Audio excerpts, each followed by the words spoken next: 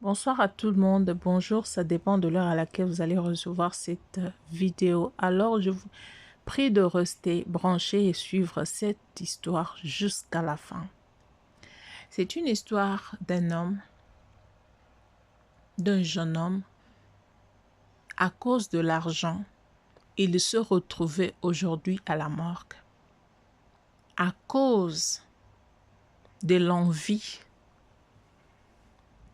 il n'est plus en vie aujourd'hui où nous sommes en train de vous parler.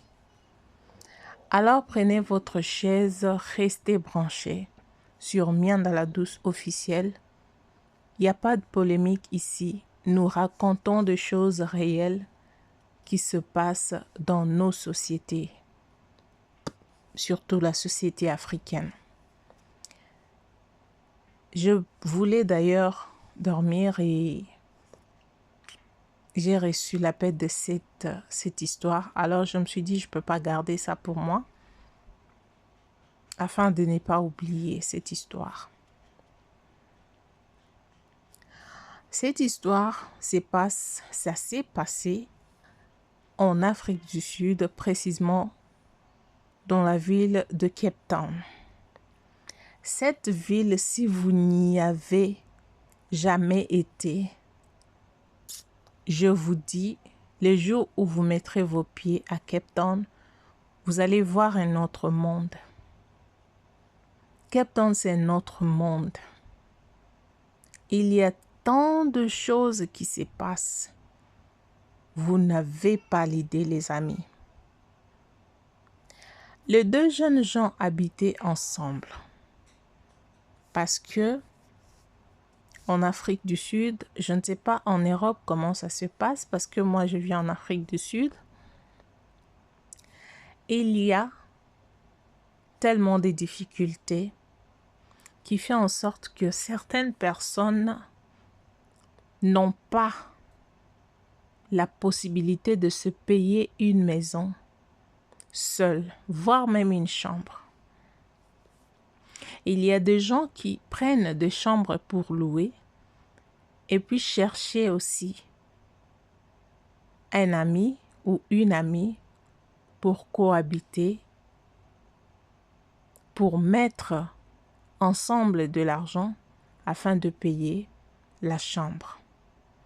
Parce que la vie est difficile, le paiement est médiocre, voilà pourquoi ça se passe ainsi. Alors le garçon en question dont je vais vous parler tout de suite, il vivait avec son ami. Son ami qui travaillait dans un restaurant en ville. Ceux-là qui connaissent Cape Town savent. Il travaillait à côté de Sea Point. Là-bas, il y a des restaurants connus, des restaurants de luxe, des restaurants où il n'y a que des blancs qui viennent vivre là-bas, qui viennent en fait manger, boire et faire tout ça là. Et son ami, vous savez, quand vous travaillez dans un restaurant, il y a des tips. Ces tips-là, je ne sais pas en français comment ça se dit, mais il y a les à boire. Quand quelqu'un vient, il mange, tu lui sers parce qu'il était serveur. Alors, dans ces restaurants-là, quand tu sers à quelqu'un ou un blanc, ou ça dépend de la personne que tu vas servir, s'il t'a apprécié, il va te donner ces à boire-là. C'est ce que nous appelons en anglais des tips. Et il y avait un blanc qui venait souvent dans ces restaurants-là. Ces blancs-là avaient tagué le garçon en question. Il lui donnait chaque fois qu'il venait. La différence était qu'il lui donnait de tips plus que les autres. Il lui faisait vraiment de cadeaux. Et le garçon ne savait pas pourquoi ces blancs lui faisaient tellement de cadeaux. Il trouvait ça normal. Il dit, ben voilà, si c'est un homme riche, peut-être qu'il m'a apprécié, quelque chose comme ça. Ça fait vraiment un bout de temps que le blanc continuait à lui faire des cadeaux comme ça. Un jour, le blanc est arrivé. L'histoire que je vous raconte, c'est une histoire vraie. Une histoire vraie. Et ce sont des histoires, si je commençais à vous relater, en tout cas, on va prendre je ne sais pas combien d'années pour parler que des histoires pareilles. Parce qu'il y en a plein, plein, plein. Ça, c'est juste une échantillon. Le blanc est arrivé un autre jour.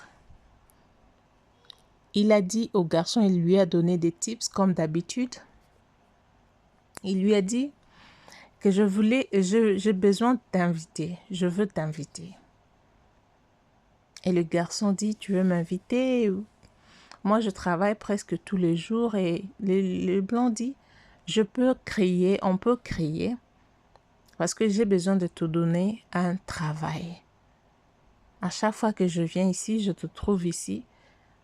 Cet endroit n'est pas fait pour toi. Alors, je veux changer ta vie.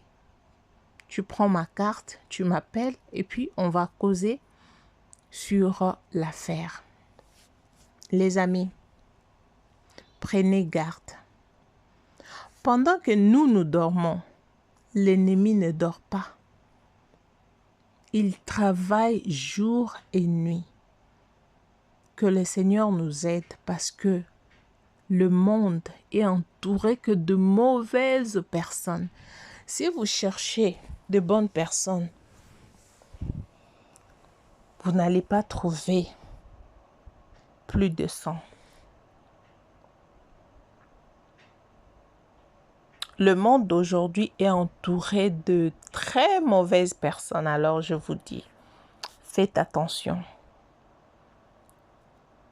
Faites attention. Même aux cadeaux, faites très attention. L'autre jour, le blanc, quand le type a pris la carte,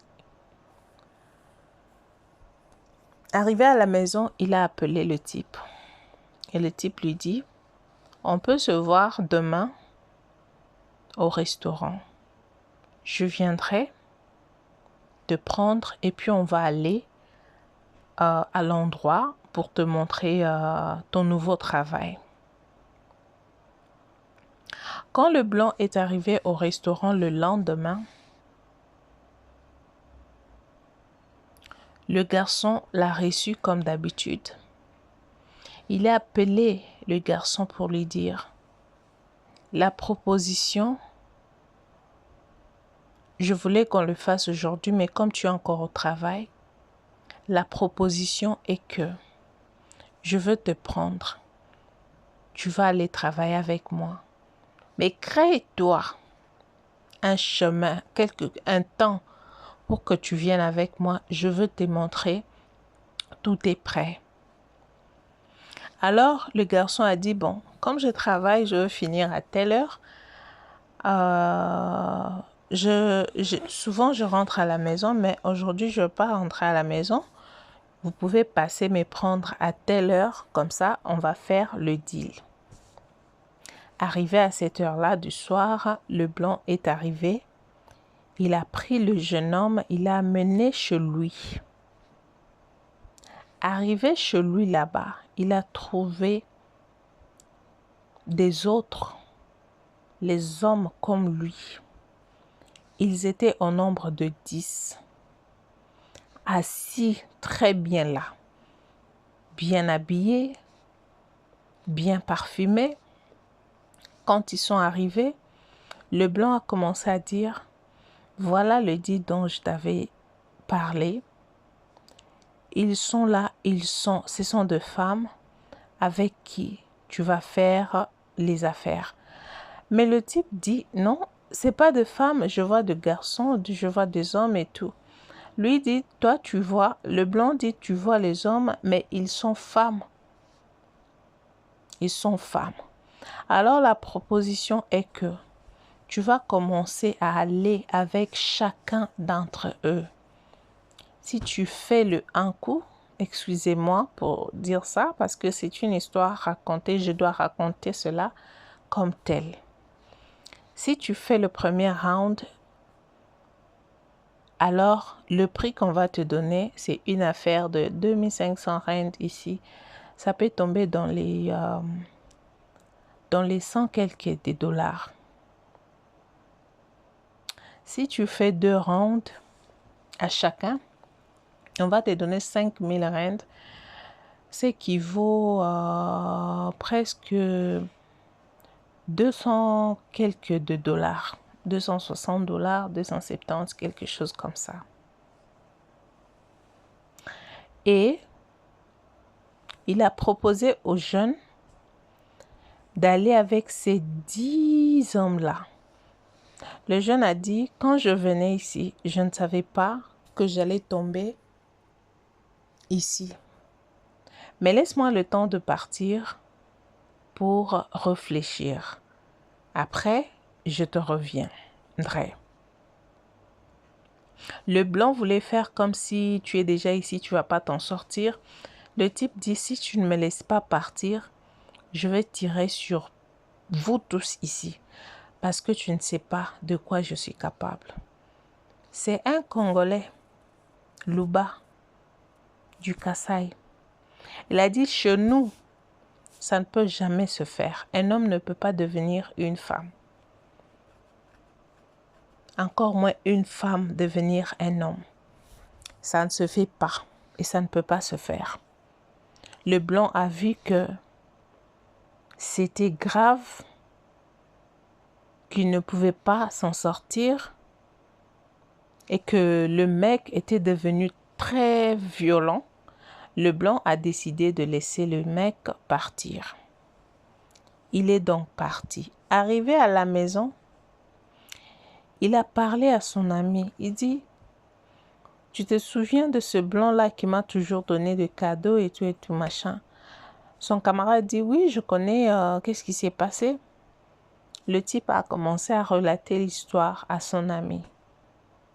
Son ami dira, tiens, mais c'est quelque chose de si simple. Qu'est-ce qu'il y a de très compliqué?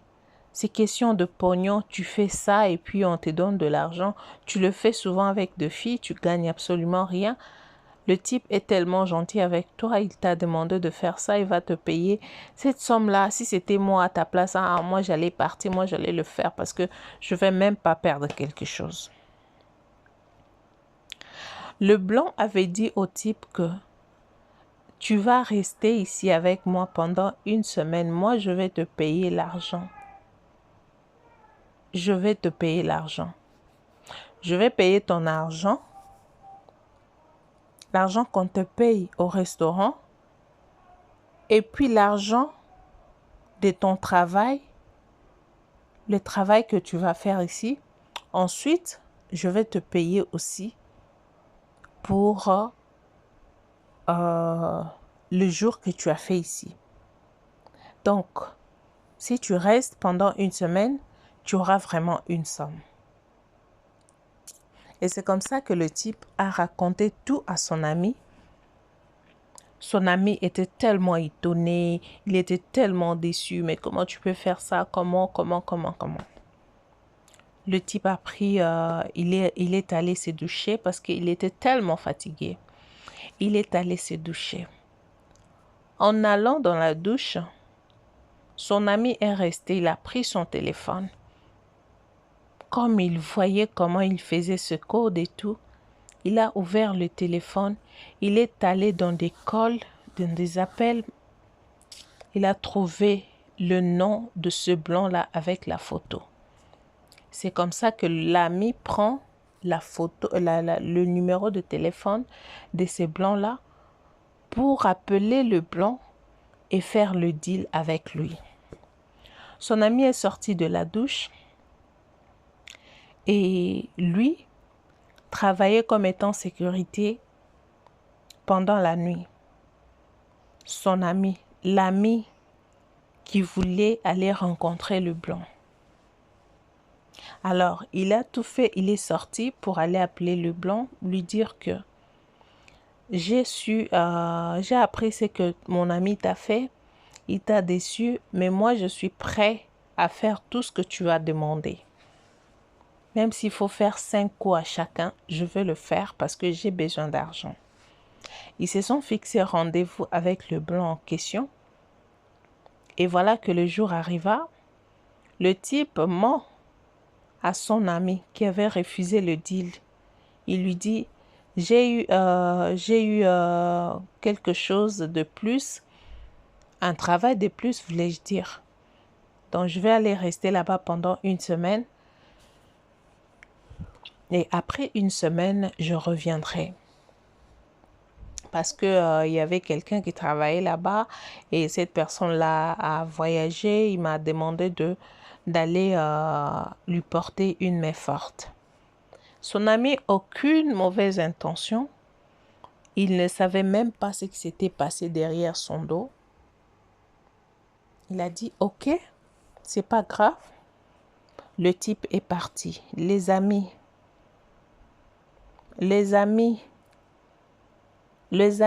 demeuraient dans la prière. Je pense que je vous ai appelé 3 fois. Amis, demeurez dans la présence de l'Éternel. Le type est parti. Il est resté là-bas pendant 1 semaine. Il a fait tout ce qu'il pouvait faire. Et vous savez, en retour, il a aussi reçu. On lui a aussi fait cela par toutes ces personnes-là et le blanc en question. 1 semaine arriva, il est rentré.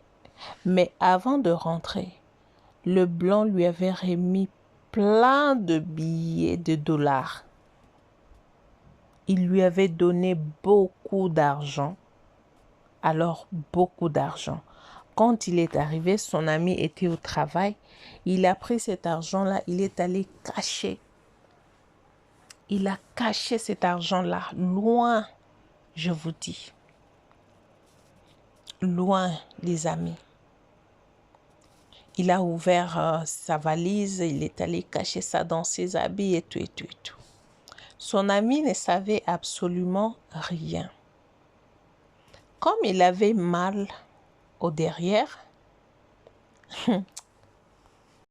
il s'est dit qu'il doit aller à l'hôpital pour se faire soigner, faire voir ce qui c'est, qu'est-ce qu'il peut avoir comme remède pour avoir la solution de son derrière. Parce qu'il était tellement saccagé, il a été saccagé comme pas possible. Et le derrière, tu peux mettre n'importe quoi là-bas, ça va rentrer. Parce que c'était devenu la... Oh my gosh. Les amis, c'est une histoire vraie, je vous dis. Et en arrivant, parce qu'en Afrique du Sud, on a tous cette habitude de se mettre en rang. Vous arrivez, vous vous mettez en ligne, en rang, je sais pas moi. Vous attendez votre tour. Alors, en étant debout, les gens ont constaté que le type en question saignait. Tous ses habits, il saignait. Donc, c'était catastrophique. L'homme n'a pas pu rester pendant longtemps debout. Il a fait l'hémorragie parce qu'il saignait tellement. Toujours là-bas à l'hôpital, il saignait et il était debout. C'était tellement bizarre. En saignant trop, il n'était même pas allé voir le docteur. Il n'a même pas rencontré le docteur ou vu l'un de corps médical. Il est tombé par terre et c'est comme ça que le type est parti. En partant comme ça, les gens ont cherché à prendre son téléphone pour voir qui il pouvait appeler parce qu'il doit avoir une famille. Ce sont des Congolais. En prenant le téléphone, ils ont cherché à ouvrir le téléphone. Ils ont trouvé que le premier nom, c'était le nom parce que lui et son ami, il avait écrit sur le numéro de son ami que mon frère. Et c'est comme ça qu'on a pris le numéro de son frère. On a appelé, ils ont appelé. Ils lui ont dit que non, voilà, il y a quelqu'un qui est tombé ici. Tu peux venir à tel endroit, tel endroit. Et le frère en question a demandé la permission au travail. Il leur a dit, mon frère vient de mourir, ok? Il vient de rendre l'âme. Permettez-moi d'aller voir ce qui se passe. Et c'est comme ça que son travail a laissé, il est parti. Arrivé là-bas, les docteurs ont pris son corps, ils ont cherché à voir vraiment son corps, ils ont trouvé que c'était quelque chose de très bizarre. Les docteurs ont dit que ce qui s'est passé, on ne sait pas si c'est du V ou quoi, mais c'était tellement terrible, horrible d'ailleurs, et il ne pouvait pas garder son souffle. Et c'est comme ça qu'il est parti. Son ami est rentré, alors ils ont fait tout ce qu'ils avaient à faire. Son ami est rentré à la maison. Il a appelé la maman de ce dernier, de ce pauvre. La maman ne répondait pas exactement. Elle était à l'église. La maman ne répondait pas. Après, la maman a répondu au téléphone. Et le garçon lui a dit que ton fils n'est plus, donc voilà. Mais avant d'appeler la maman, le type était en train de prendre les avis de son ami pour arranger et puis envoyer ça au pays. Quand le type avait pris le téléphone de son ami, il a essayé de regarder, il a vu le numéro de ces boss-là, ces blancs-là. Il était tellement découragé à tel point, il a dit « Wow, mon ami a été eu. » Donc, c'est à cause de ces blancs que mon ami est parti. Avec tout ce que le docteur avait expliqué, il a quand même trouvé conclusion que son ami a joué à un faux jeu. Et il a commencé à préparer les habits de son ami pour arranger et puis envoyer ça au pays. C'est par là qu'il est allé trouver de l'argent. Je vous dis de l'argent. De l'argent, la famille. Il a dit que lui-même, il ne savait pas quoi faire. Alors en appelant sa maman, il a dit « Je ne peux pas manger cet argent parce que c'est de la malédiction en fait. » Il a tout arrangé. Il a envoyé les choses chez sa maman pour dire que cet argent-là appartenait à ton fils. C'est l'argent qu'il gardait et tout machin. Et voilà, l'histoire s'arrête là. L'enterrement et autres, vous savez comment ça se fait. Par là, je voulais dire que dans cette histoire, arrêtez d'envier. Restez concentrés à ce que vous faites. Arrêtez de chercher à vous enrichir en un jour parce que vous n'y arriverez pas. Chaque chose a son temps. Dieu bénit selon lui. Alors cet homme est allé vendre son âme sans le savoir. Il est parti. Alors dans cette vidéo, qu'avez-vous eu comme leçon? Mettez-nous dans les commentaires. Faites-nous savoir ce que vous en pensez. Pour ceux-là qui ne sont pas encore abonnés, abonnez-vous. Il y a tellement de choses à nous dire. Abonnez-vous massivement, cliquez sur la cloche. Laissez-nous un commentaire, ça nous fera énormément du bien. Surtout, regardez la vidéo jusqu'à la fin et puis partagez aux autres car ça peut sauver une vie. Que Dieu vous bénisse. On se retrouve prochainement si Jésus n'est pas revenu. Et pour ceux-là qui n'ont pas donné leur vie à Jésus, donnez vos vies à Jésus-Christ car Jésus-Christ revient bientôt. Que mon Dieu vous bénisse. portez-vous bien et bonne nuit, bon sommeil.